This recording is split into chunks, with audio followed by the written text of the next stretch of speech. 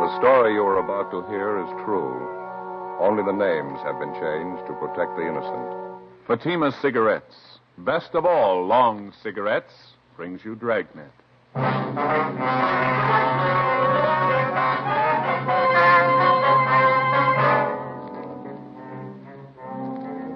You're a detective sergeant. You're assigned to homicide detail. A phone call comes into your office from a man who tells you his wife has been murdered. He's not sure who the killer is. Your job? Find him. You'll be amazed when you compare Fatima with other long cigarettes. You'll find they now cost the same. But in Fatima, the difference is quality. You see, Fatima is the quality king-size cigarette because it contains the finest domestic and Turkish tobaccos superbly blended. And Fatima is extra mild, with a much different, much better flavor and aroma than any other long cigarette. So compare Fatima yourself. Fatimas now cost the same as other long cigarettes, but your first puff will tell you... Ah, that's different. Yes, in Fatima, the difference is quality. Ask your dealer for Fatima, the quality king-size cigarette. Best of all long cigarettes. Start enjoying Fatima tomorrow.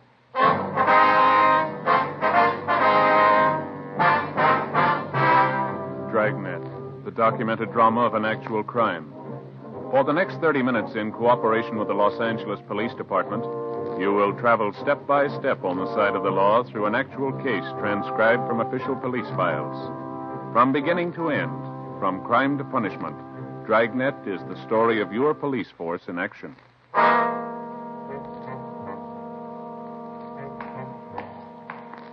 It was Tuesday, January 9th. It was rainy and windy in Los Angeles. We were working the night watch out of homicide detail. My partner's Ben Romero. The boss is Thad Brown, chief of detectives. My name's Friday. It was 9:27 p.m. when I got to room 42. Homicide detail. Hi, Joe. Great night, huh? Yeah, terrible weather. Just look out there on Spring Street. Yeah, I know. I just came in out of it. Really coming down. Yeah. Just like I told you on the phone this afternoon. What's that? Every time those seagulls fly in from the coast, it means rain. Yeah. Sure is a fine coat. I've never been sorry I bought this. Let me take another look at that, Joe. Yeah, sure. Here. Oh, yeah. Yeah, that's a good one. English coat, huh? Yeah, they make them a little heavier over there than we do here. Seem to be kind of good in our business. You remember that Henderson stakeout last month? Oh, yeah. Really poured down that day. Mm-hmm. This coat kept me dry as a bone. Water just seems to roll off of it. Yeah, that's a good one. Here you go. Thank you. I have to hang it up. Mm-hmm. Supposed to keep a good coat on a hanger, you know, especially when they're wet. Betcha. Trouble with mine is it leaks right up here over the shoulders. Must be through the seams, huh? Yeah, I guess so. Same one I've been wearing. I told you about it before. You said you're going to get a new one, didn't you? Yeah, but it's such a good coat otherwise. I hate to throw it away. It's no good if it leaks. Oh, I guess you're right at that. Maybe I can get those seams fixed, do you think? Well, I don't know. How long you had it? 7 years. I'll get it. Homicide, Friday. This is 14 on the complaint board. Take this call. Right. Hello? Hello. My name's Leonard Gray. Yes, sir? My wife's dead. She's been killed. I just went down to the garage, and when I came back, she was dead. Could you send somebody out here right away? Yes, sir. What's that address? 1627 Oxford Place. 27 Oxford Place. Yes, sir, that's right.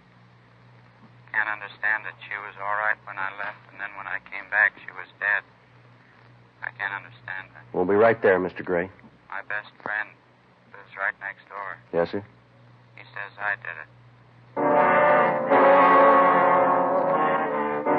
1627 Oxford Place was on the east side of the street. It was an average one-story stucco home. All the homes on the street were about the same general style and size. It was a nice neighborhood. All the grounds appeared to be well kept from what we could see through the heavy rain. The porch light was burning when we got there. Inside the house, we were met by the two officers from Unit 37R who filled us in on the results of their preliminary investigation. We asked them to stand by in front of the house. Then we asked the husband of the murdered woman, Leonard Gray, to show us where the body was. Back this way, in the dining room. Everything just the way you found it, Mr. Gray? You didn't touch anything? No, sir, haven't touched anything. Right there on the floor. That's where I found it.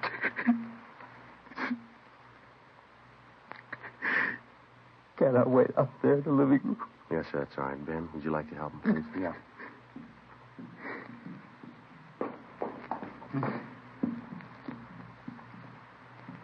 Just sit right there. I'll be right with you. Thank you. You and your wife live here alone, do you?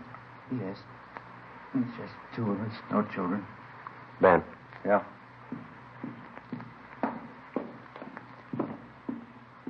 Clothing's torn. Must have put up a struggle, huh? Oh, yeah. Some redness there around the throat. Strangled? Yeah, could be. Deep gash there on the forehead. Broken vase there on the floor. You want to call the crime lab? Yeah, okay.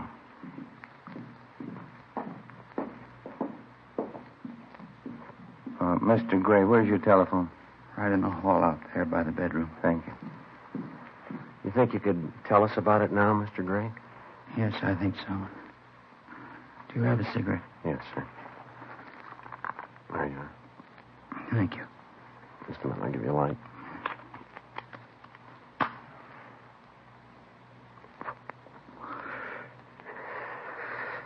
Thanks. That's all right. Now, can you tell me just what happened here tonight? Earl Anderson, that's my friend.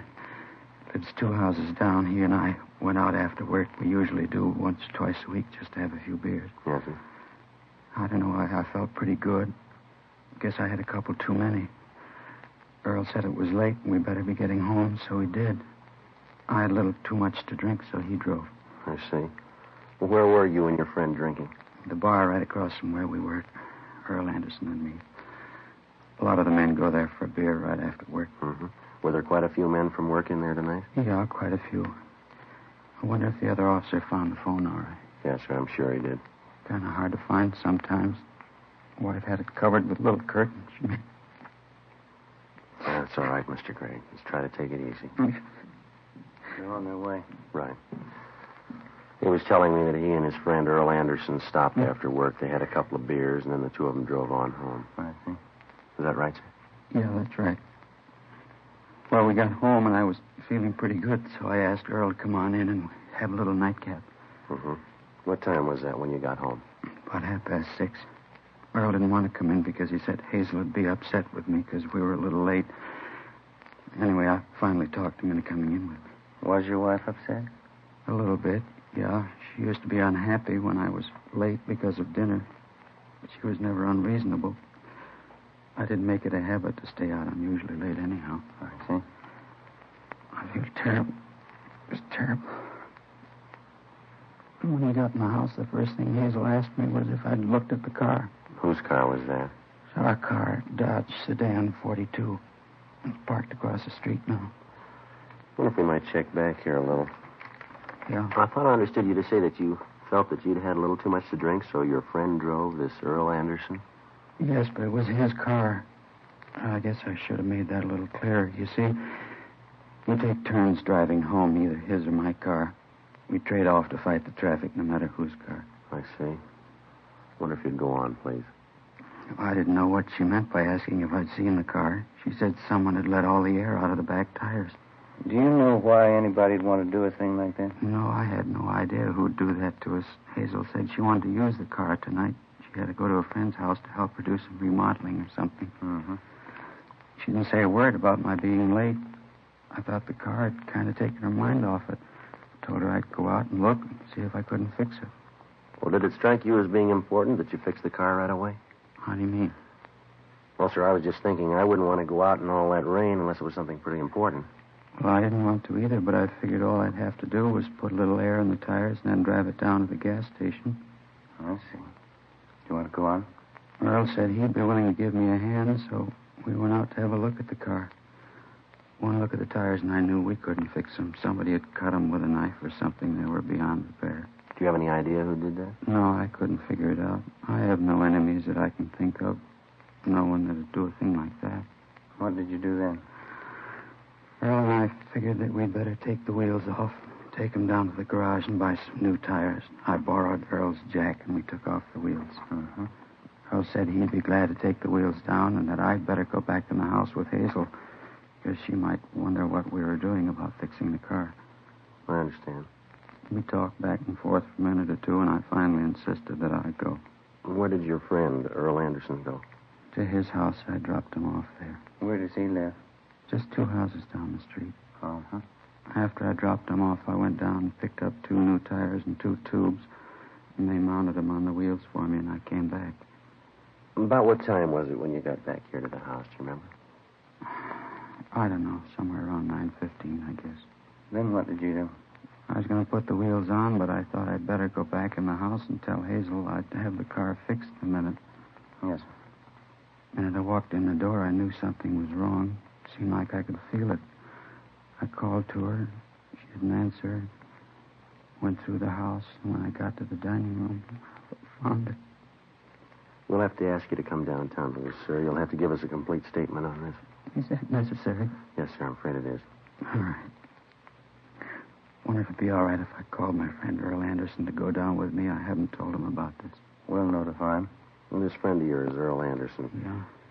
When you spoke with me on the phone, didn't you say something about your best friend saying that he thought that you killed your wife? Did I say that? Yes, sir, you did.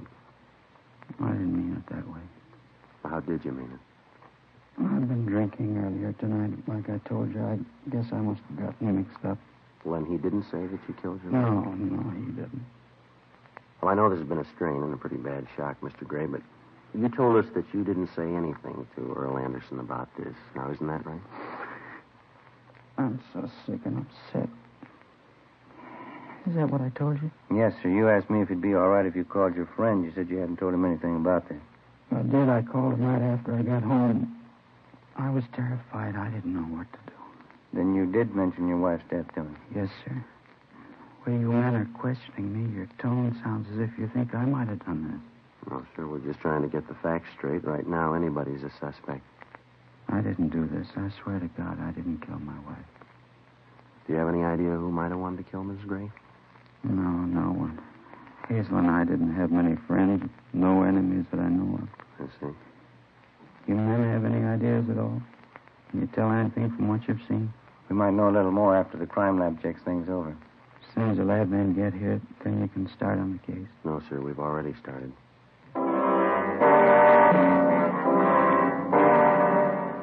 10:15 p.m. We continued to question Leonard Gray, the husband of the dead woman, Hazel Gray. His answers seemed to follow the same general pattern of hazy confusion. Ben and I weighed the possibilities and cause for his evident confusion. He admitted that he'd been drinking earlier that evening, the tremendous shock of the death of his wife, the complete interrogation necessary in the investigation. All these things could prove to be reason enough for Leonard Gray's apparent confusion. They could all be possibilities of pretense as well. We had to be sure. We asked him about relatives and in-laws. He told us that his parents were not living, that his wife's mother and father resided in Los Angeles in the southwest section of the city. He gave us the address. He furnished us with a list of his friends and his acquaintances. He was feeling quite badly, but seemed to want us to continue with the questioning. From time to time, he would add unimportant bits of his story, which he had omitted the first time through.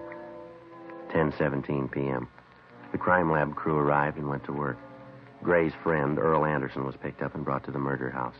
Any idea who did this thing? We're working on it. There's just one thing I want to make sure of. Yeah? You don't suspect Len, do you? Why do you ask that? Well, I know how something like this can be. Len and Hazel are wonderful people, very good friends of mine. Just wanted to go on record as being able to vouch for Len. He wouldn't do a thing like that. Is that what you wanted to tell her? Well, yes, sir. I've known Len for about 5 years now, going on 6. We work at the same place. Just want to vouch for him, that's all. Would you know of anyone who might have a reason to kill Mrs. Gray? Not a soul in the world. Hazel was wonderful to everybody. She didn't have any enemies that I know of. such a pretty girl. We know that you're a close friend of Gray's. Maybe you'd be able to answer a couple of questions for us. Any way I can be of help to you? How did Mr. and Miss Gray seem to get along? I mean, did they have any arguments that you know of? Well, I really don't think I should go into their personal life in this thing. You mean you don't want to answer? No, sir, it isn't that. It just seems it's really not my place to go into it. We're going to have to question everybody that the Grays knew, all their friends and acquaintances. Appreciate any help you could give us. Well, it isn't that I don't want to help. I know that if I answer, it's going to make Len look bad at the moment. Well, we'll have to get all the facts from one source or another. Well, they used to have some arguments. Guess you'd find it out from the neighbors anyway. Were the arguments that bad? Pretty loud, yes, sir. Oh, I don't mean to imply that Len ever struck Hazel, but she used to get quite put out with him sometimes. Why? How do you know? Len likes to go out with the boys. You know, booze it up quite a bit. Mm-hmm. She used to tell him that she wasn't going to put up with it any longer. He said he never struck her. Not that I know of, Sergeant. Did they have these arguments often? I don't feel right talking this way about Len behind his back. Well, I know that as his friend, you want to get this thing cleaned up. Yes, sir, that's right, I do. Yes, they used to have quite a few arguments. Please understand that these differences of theirs may have been loud, but I know Len would never think of hurting Hazel in any way. I see. Did you find out who slashed the tires on Len's car? We're checking on it. Wonder if that couldn't have some bearing on this. Yeah, possibly. Anderson, we'd like to have you go back to the time you and Mr. Gray got home. Just tell us exactly what happened, would you? Will you excuse me for a minute? Sure. Friday, see you a minute. Right, Harris. I'll be right back. You're okay. We're just about through. It's all photoed. Lifted some prints. Coroner's ready to take the body, okay? Yeah, it's all right. Get anything besides the prints? Yeah, a small piece of blue cloth, white button attached. Looks like it was ripped off a shirt. Where'd they find it? Near the body. We'll see you fellas back at the office, huh? Yeah, okay, Harris. Thank you. I was just telling your partner, Sergeant, while you were out of the room. Yes, sir? In this kind of a case, if it turns out to be murder, you have to know the whereabouts of everyone concerned, don't you? Yeah, we do. I suppose Len told you about his going down to get the tires fixed on his car. Yeah, he did. Did he tell you that I was at home during that time? Were you? Yeah, I was. I don't mean to try to tell you your business or anything like that, but isn't that the sort of information you have to have? Yeah, that's right. Is there anything else you'd like to know? Yes, sir. Who killed Hazel Gray?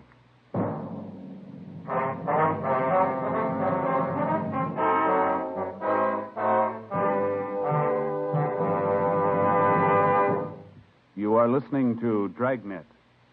From beginning to end, Dragnet is the authentic story of your police force in action. Now, from beginning to end, the Fatima story. Actual, convincing proof that in Fatima, the difference is quality. Quality of tobaccos, the finest domestic and Turkish varieties, extra mild and superbly blended to give you a much different, much better flavor and aroma. Quality of manufacture. Smooth, round, perfect cigarettes. Rolled in the finest paper money can buy. Manufactured in the newest and most modern of all cigarette factories. Quality, even to the appearance of the bright, clean, golden yellow package, carefully wrapped and sealed to bring you Fatima's rich, fresh, extra mild flavors. Because of its quality, its extra mildness, its better flavor and aroma, more long cigarette smokers are now insisting on Fatima than ever before. So if you smoke a long cigarette, compare Fatima. You'll find they now cost the same. But your first puff will tell you, Ah, that's different. Yes, in Fatima, the difference is quality. Insist on Fatima. Start enjoying the quality king-size cigarette. Fatima. Best of all long cigarettes.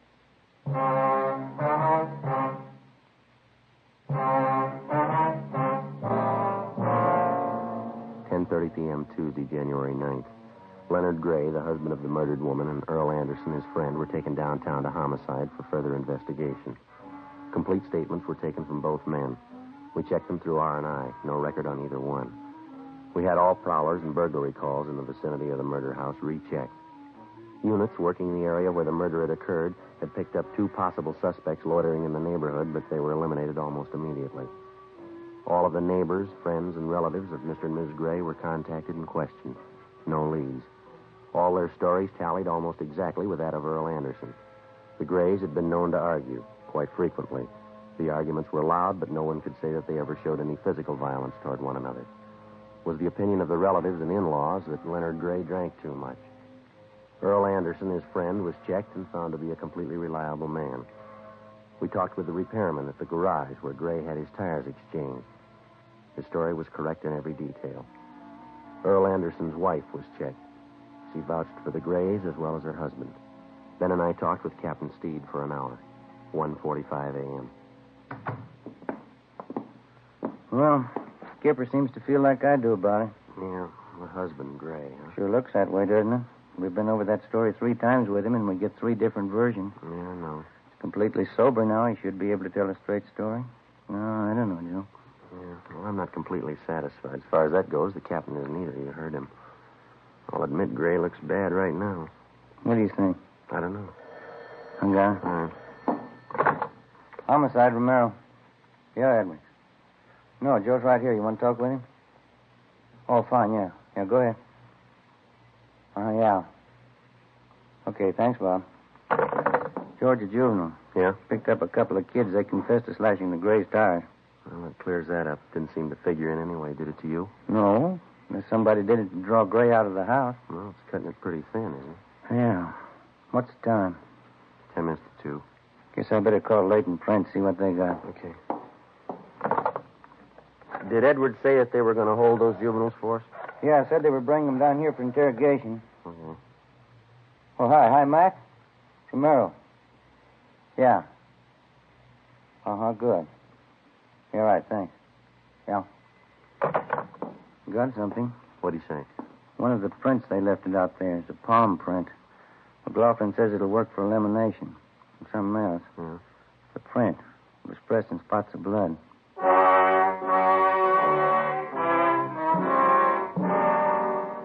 The killer of Hazel Gray had left behind him a clue to his identity about which there could be no mistake. His palm print. The prints of the dead woman, Hazel Gray, were checked and eliminated. They weren't hers. 2:40 a.m. Leonard Gray and his friend Earl Anderson were taken down and fingerprinted. Their palm prints were also taken. Both men were returned to the interrogation room. Sergeant, why'd we have to be fingerprinted? Just routine. Just like I was telling you, Sergeant Friday. What's that? Len and I have been suspects all along, haven't we? Well, it's just a matter of elimination. Anybody involved in any way has to be checked out. Didn't the fellow down at the garage verify Len's story? Yes, sir, he did. It's the truth. I wouldn't lie at a time like this. I don't believe that anybody thinks you're lying, Len. It's just they have to be sure. That's right. I get it. Interrogation room. This is Romero. Oh, you're right. Okay, right away. Crime lab, Joe. Pinker says he and Jones would like to see one of us right away. All right, you want to go? Yeah, I'll be right back. Okay. Sergeant, was there really any specific reason for us being fingerprinted? Well, we already told you it's just routine. Wouldn't it be perfectly in line to find Len's fingerprints around his own house? Well, yes, it would. Yours could be there, too, Earl. Yeah, I was going to say that. I'm over at their house a great deal of the time. Yeah, we know. You mentioned that. Makes you feel kind of funny getting fingerprinted. Doesn't make any difference what I have to go through if you can find who did this thing. I feel the same way, Len. Think you're any closer to knowing who did it? Well, possibly. You men have had little time to think this over. Do either of you have anything to add to your story? Maybe some small detail you may have overlooked? I've been thinking about it all night. I can't think of anything I hadn't already told you. Mm-hmm. You, Mr. Anderson? Hmm? Is there anything that you might have forgotten to tell us? Sorry, I was just thinking. Yes, sir. There couldn't have been anyone Hazel knew, could there, Len? How do you mean? Well, somebody maybe from her past, somebody she might not have told you about. I don't see how that could be possible. You people checked her father and mother, didn't you? Yes, sir, we did. Well, that eliminates that possibility. Haven't you found any way at all of telling who it was that killed Hazel? Yeah, we have. Oh, I think that Len here's entitled to know. I'd be glad to leave the room if you want to talk to him alone. No, sir, that's not necessary. When we work it out, you'll both be told about it. If there's something definite, you'd tell me, wouldn't you? I think Earl's right. I'm entitled to know. Well, sir, we're assigned to the investigation, Mr. Gray, and we're doing everything that we can to get to the bottom of it. Sergeant Len and I think you men know a great deal more than you've been telling them. His wife was a victim. It's his right to know how the investigation's going, isn't it? Well, I told you before, whatever he should know, we'll tell him. Anything that we withhold from him is done for a good reason. Joe, want to take a look at this? Yeah, thanks. All right. Here's a report on it. Oh, thank you. Mm-hmm.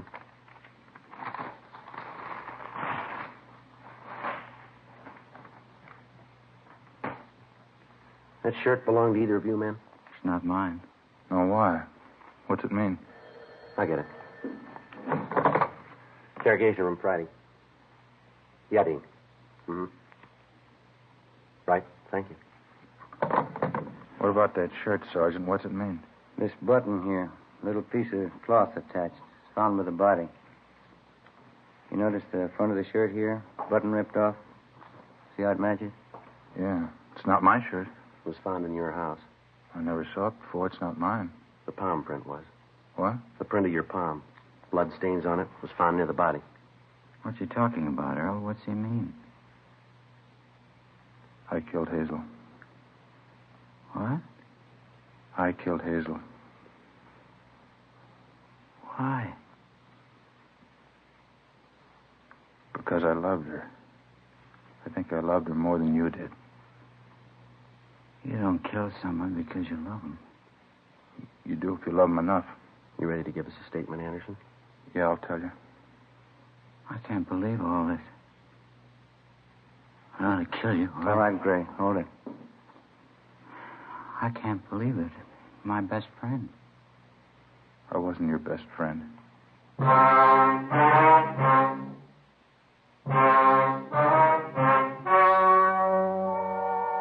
story you have just heard was true. Only the names were changed to protect the innocent. On April 4th, trial was held in Superior Court, Department 89, City and County of Los Angeles, State of California. In a moment, the results of that trial. And now here is our star, Jack Webb. Thank you. Friends, let me tell you how to size up king-size cigarettes. First, take a Fatima, and then any other king-size cigarette. Side by side, the two may seem to look alike, but they're not, because no other king-size cigarette has Fatima quality. That's right. In Fatima, the difference is quality. Quality that starts with a blend of the finest domestic and Turkish tobaccos and follows up with extra mildness, a better flavor and aroma. Now, if you haven't tried Fatimas yet, take my advice. Buy a pack. Compare Fatima. You'll find, just as I have, that in Fatima, the difference is quality.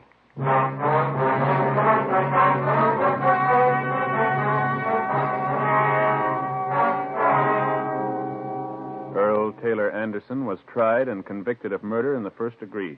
He was executed in the lethal gas chamber at the state penitentiary, San Quentin, California. At home and overseas, in camps, hospitals, and military installations, and in battle areas, Red Cross personnel work for the welfare, recreation, and morale of those who defend the nation. Today, Red Cross is expanding these services to keep pace with the rapid growth of our nation's defense forces. Your support of Red Cross makes this expansion possible. Remember, when you give to the Red Cross, your gift is a lift to our fighting men.